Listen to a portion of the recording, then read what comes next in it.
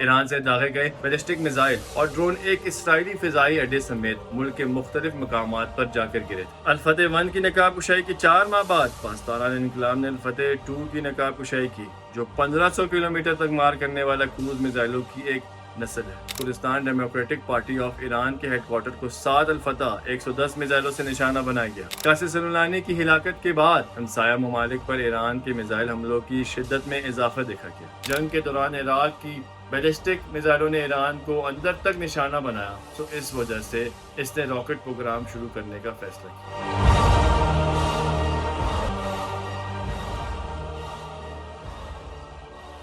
کیا کوئی سوچ سکتا تھا کہ 400 سیکنڈ میں ایران تیل ابیب پر حملہ کر دے گا؟ عالمی پابندیوں کے باوجود ایران نے اسرائیل تک پہنچنے والے ہائپر سونک میزائل کیسے بنائے؟ 13 اپریل 2024 کا دن تھا جب رات کے اندھیرے اور مسجد اقصی کے سنہری گنبد کے پس منظر میں ایرانی بیلسٹک میزائلوں کی روشنی سے پہلی بار ایک ایسی تصویر سامنے آئی جو شاید بہت عرصے تک دنیا کے ذہن پر نقش رہی۔ ایران کا وہ میزائل اور ڈرون حملہ اسرائیل کے مشہور دفاعی نظام سے کافی حد تک بچنے میں کامیاب رہا، جسے آئرن ڈوم کہا جاتا ہے۔ ایران سے داغے گئے بیلسٹک میزائل اور ڈرون ایک اسرائیلی فضائی اڈے سمیت ملک کے مختلف مقامات پر جا کر گرے۔ لگ بھگ 6 ماہ بعد 1 اکتوبر کی رات اس حملے کو ایک بار پھر دہرایا گیا، اور اس بار پہلے کے مقابلے میں ایرانی پاسداران انقلاب نے زیادہ بڑی تعداد میں میزائل داغے اور پہلے سے زیادہ اسرائیلی اہداف کو نشانہ بنایا گیا۔ واضح رہے کہ اس حملے کی بنیاد فراہم کرنے والے ایرانی میزائل پروگرام گزشتہ کئی دہائیوں میں حیران کن رفتار سے ترقی کرتا رہا ہے، اور ایرانی حکومت کو اس پروگرام پر اس حد تک بھروسہ ہے کہ ان میزائلوں کے اہداف کو نشانہ بنانے کی صلاحیت کی وجہ سے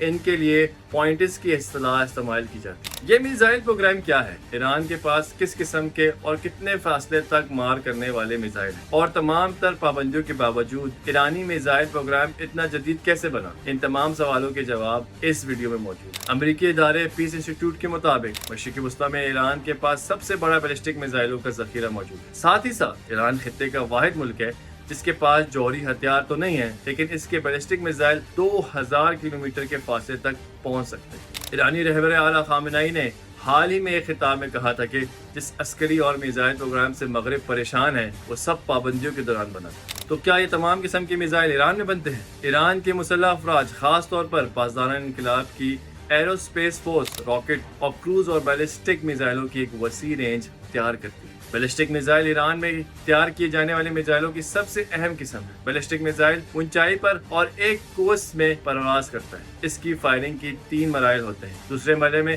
اس کی رفتار تقریباً 24,000 کلومیٹر فی گھنٹہ تک ہو جاتی ہے۔ طویل فاصلے تک مار کرنے والے بیلسٹک میزائل داغے جانے کے بعد زمین کی فضا سے باہر نکل جاتے ہیں اور فضا میں دوبارہ داخل ہونے پر آواز کی رفتار سے زیادہ تیز رفتار تک پہنچ جاتے ہیں۔ کروز میزائل مکمل طور پر گائیڈڈ ہوتے ہیں اور کم اونچائی پر پرواز کرنے کی صلاحیت رکھتے ہیں، جس کی وجہ سے وہ ریڈار کا مقابلہ کرنے کی صلاحیت فراہم کرتے ہیں۔ کروز میزائل کی رفتار 800 کلومیٹر فی گھنٹہ سے شروع ہوتی ہے۔ ایرانی میزائلوں کو 4 اقسام میں تقسیم کیا جا سکتا ہے: rocket, cruise missile, ballistic missile اور ہائپر سونک میزائل۔ ایرانی ساختہ میزائلوں کے ان 4 گروپوں میں بنیادی طور پر سطح سے سطح اور سطح سے سمندر میں مار کرنے والے میزائل شامل ہیں۔ البتہ دفاعی نظام کے میزائل بھی ایران کے ہتھیاروں میں شامل ہیں، جن میں سے کچھ روس اور چین کے بنائے ہوئے ہیں اور کچھ ایرانی مسلح افواج کی اپنی پیشکش ہے، جن کا یہاں تک ذکر کیا گیا ہے۔ اپریل 2024 میں اسرائیل پر اپنے میزائل حملے میں ایران نے IMAR-3 ballistic missile, Paveh cruise missile اور شاہد 136 ڈرون کا استعمال۔ تاہم اسلامی جمہوریہ کی سرکاری خبر رساں ایجنسی نے خیبر شکن بیلسٹک میزائل داغنے کا بھی دعویٰ کیا تھا۔ IMAR بیلسٹک میزائل درمیانے فاصلے تک مار کرنے والا ہتھیار ہے اور اس کی رینج 1700 کلومیٹر تک ہونے کا دعویٰ کیا جاتا ہے۔ اس میزائل کی لمبائی 15 میٹر ہے اور کہا جاتا ہے کہ اس کی وار ہیڈ کا وزن 750 کلو گرام ہے۔ اس میزائل کی نقاب کشی سن 2015 میں کی گئی تھی۔ IMAR میزائل القدر بیلسٹک میزائل کی بہتر شکل، پاور درمیانی فاصلے تک مار کرنے والا کروز میزائلوں کا ایک خاندان ہے جس کی رینج 1650 کلومیٹر ہے، اور کہا جاتا ہے کہ یہ میزائلوں کی ایک ایسی نسل ہے جو ہدف تک پہنچنے کے لیے مختلف راستے اختیار کر سکتا ہے۔ پاوے میزائل گروپ میں حملہ کرنے اور حملہ کے دوران ایک دوسرے سے رابطے کی صلاحیت رکھتے ہیں، اور شاید اسی وجہ سے اسے اسرائیل پر حملے کے لیے چنا گیا تھا۔ پاوے میزائل کی نقاب کشائی فروری 2023 میں ہوئی تھی اور ایران نے دعویٰ کیا تھا کہ یہ میزائل اسرائیل تک پہنچنے کی صلاحیت رکھتے ہیں، جو 13 اپریل کو ہونے والے پہلے حملے میں ثابت بھی ہوا۔ ایران کے پاس اس وقت میزائلوں کی زیادہ سے زیادہ مؤثر رینج 2 سے 2500 کلومیٹر کے درمیان ہے، اور وہ فی الحال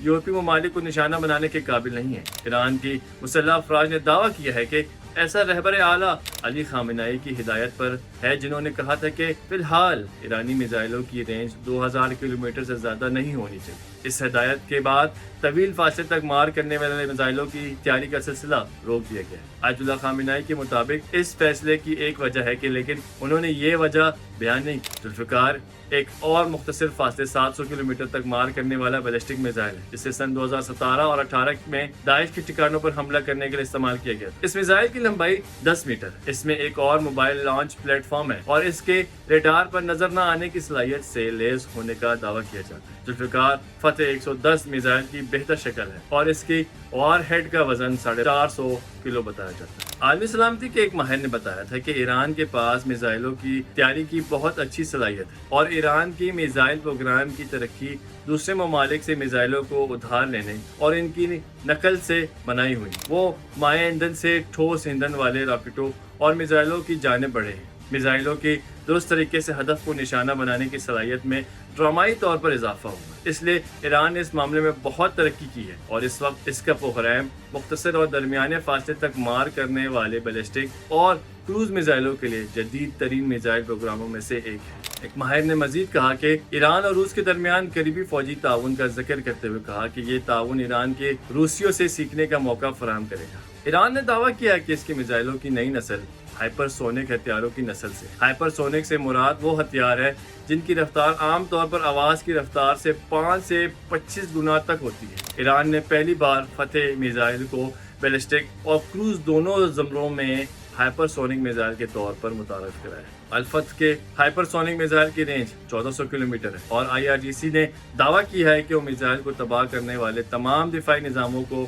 چکما دے کر انہیں تباہ کرنے کی صلاحیت رکھتا ہے۔ الفتح ٹھوس ایندھن کی میزائلوں کی ایک نسل ہے جس کی رفتار ہدف کو نشانہ بنانے سے پہلے 13 سے 15 میک کرتی ہے۔ میک 15 کا مطلب 5 کلومیٹر فی سیکنڈ کی رفتار ہے۔ پاسدار انقلاب ایرو اسپیس آرگنائزیشن کے کمانڈر امین علی حاجی زادہ نے الفتح میزائل کی نقاب کشائی کی تقریب میں کہا تھا کہ یہ میزائل تیز رفتار ہے اور فضا کے اندر اور باہر جا سکتا ہے۔ ساتھ ہی حاجی زادہ نے یہ دعویٰ بھی کیا تھا کہ فتح کو کسی میزائل سے تباہ نہیں کیا جا سکتا۔ الفتح بیلسٹک میزائل کی نقاب کشائی کے بعد تہران کے فلسطین اسکوائر میں اسرائیل کو دھمکی دینے کے لیے ایک اشتہار نصب کیا گیا جس پر 400 سیکنڈز میں تل ابیب تحریر کا۔ اسرائیل کے وزیر دفاع یوگ لینٹ نے ایران کے دعووں اور ہائپر سونک میزائل بنانے کی دھمکی کے جواب میں کہا تھا، میں نے سنا ہے کہ ہمارے دشمن اپنے بنائے ہوئے ہتھیاروں پر شیخی بگاڑ رہے ہیں۔ ہمارے پاس کسی بھی ٹیکنالوجی کا بہتر جواب ہے، چاہے وہ زمین پر ہو یا سمندر پہ ہو، لیکن 2 اکتوبر کی رات یہ دعوے بے نقاب ہو گئے۔ الفتح 1 کی نقاب کشائی کے 4 ماہ بعد پاسداران انقلاب نے الفتح 2 کی نقاب کشائی کی جو 1500 کلومیٹر تک مار کرنے والا کروز میزائلوں کی ایک نسل ہے۔ ایرانی میڈیا کے مطابق الفتح 2 بہت کم اونچائی پر پرواز کرنے کی صلاحیت رکھتا ہے اور پرواز کے دوران کئی بار اپنا راستہ بھی بدل سکتا ہے۔ الفتح 2 کی کروز میزائل کی نقاب کشائی اسی وقت کی گئی جب اسلامی جمہوریہ کے رہبر اعلیٰ علی خامنہئی نے IRGC سے وابستہ arrow space science and technologies کو عاشورہ یونیورسٹی کا دورہ کیا۔ تاہم اس میزائل کی رینج کے بارے میں کوئی معلومات شائع نہیں کی گئی۔ اگرچہ ایران نے فتح میزائل کو اسرائیل کے خلاف خطرے کے طور پر متعارف کروایا تھا، لیکن اس نے 13 اپریل اور پھر 1 اکتوبر کے حملے میں ان میزائلوں کا استعمال نہیں کیا تھا۔ گزشتہ دہائی میں ایران مختلف وجوہات کی بنا پر علاقائی تنازعات میں شامل ہوا ہے اور اس نے اپنی سرزمین سے مخالف گروہوں، جماعتوں اور ممالک کے خلاف سرحد پار کارروائیاں کی۔ ایران کی تمام بیرون ملک کارروائیوں پاسدار انقلاب کی فضائیہ نے کی اور پاسداران کے اس شعبے نے ایران کی فوج کی جگہ تنازعات میں شمولیت اور رد عمل کی ذمہ داریاں سنبھالی ہوئی۔ اگرچہ واضح ہے کہ پاسدار انقلاب کی بیرون ملک شاخ قدس فورس کی افواج عراق جنگ کے خاتمے کے بعد افغانستان سے لے کر بوسنیا اور ہرزیگوینیا، عراق، شام، لبنان وغیرہ میں موجود تھی، لیکن اسے ایران کی سرکاری طور پر موجودگی یا رد عمل نہیں سمجھا گیا۔ ایران عراق جنگ کے خاتمے کے بعد ایران کی سرزمین سے دوسرے ملک پر پہلا حملہ شام کے شہر دیر الزور میں داعش کے خلاف ہوا۔ یہ آپریشن جسے لیلۃ القدر کا نام دیا گیا تھا اسلامی کونسل پر داعش کے حملے کے جواب میں کیا گیا۔ اس میں کرمانشاہ اور کردستان سے داعش کے ہیڈ کوارٹر پر درمیانے فاصلے تک مار کرنے والے 6 ذوالفقار اور قیام بیلسٹک میزائل داغے گئے۔ پھر عراق کے کردستان ریجن میں واقع علاقے میں Kurdistan democratic party of Iran کے ہیڈ کوارٹر کو 7 الفتح 110 میزائلوں سے نشانہ بنایا گیا۔ ایک بیان میں پاسدار انقلاب نے اعلان کیا کہ یہ جولائی 2017 میں ماریوان میں سید الشہداء حمزہ بیس پر حملے کا بدلہ تھا۔ 9 अक्टूबर 2017 को ईरान के पासदार इंकलाब ने अहवाज में मुसल्लह अफराज की परेड पर हमला किया। जवाब देते हुए मुहर्रम का हमला नामी ऑपरेशन में शाम में 6 माह क्याम और जुल्फिकार मिसाइलों के अलावा 7 जंगी ड्रोन्स की मदद से दरियाए फुरात के किनारे दाइश के ठिकानों को तबाह कर दिया। इसके बाद 18 जनवरी 2018 को इराक में अमेरिका के हाथों कुद्स फोर्स के कमांडर कासिम सुलेमानी की हलाकत के जवाब में पासदार इंकलाब की फजाइया ने 13 फतेह 313 और क़याम 2 बैलिस्टिक मिसाइल इराक में अमेरिकी फौज के सबसे बड़े अड्डे ऐन उल असद पर दागे। इसके अलावा इराक के कुर्दिस्तान खित्ते के दारुल-हुकूमत अरबेल में एक अड्डे पर भी हमला किया गया था। कासिम सुलेमानी की हिलाकत के बाद हमसाया ममालिक पर ईरान के मिसाइल हमलों की शिद्दत में इजाफा देखा गया। मार्च 2022 में इस्लामी इनकलाब गार्ड कोर ने बस करीम बजंदी के मलकीती मकाम पर 12 फतेह 110 बैलिस्टिक मिसाइल फायर किए, जिसके बारे में ईरानी का दावा है था कि कुर्दिस्तान के इलाके में इसराइल के स्ट्रेटेजिक मराकज में से एक था। अगले बरस पासदार इंकलाब की फजाइया ने रबी 1 और रबी 2 नामी कार्रवाइयों में इराक कुर्दिस्तान में ईरानी कुर्द पार्टियों के हेडक्वार्टर्स पर फतेह 360 मिसाइलों से हमला किया। जनवरी 2024 में IRGC ने एक बार फिर इराकी कुर्द ताजिर के मकान पर हमला किया, जिससे इसने मोसाद का हेडक्वार्टर करार दिया था, और साथ ही अदब में दाइश और हिजबुल तुर्किस्तानी के अड्डों पर भी हमला किया गया।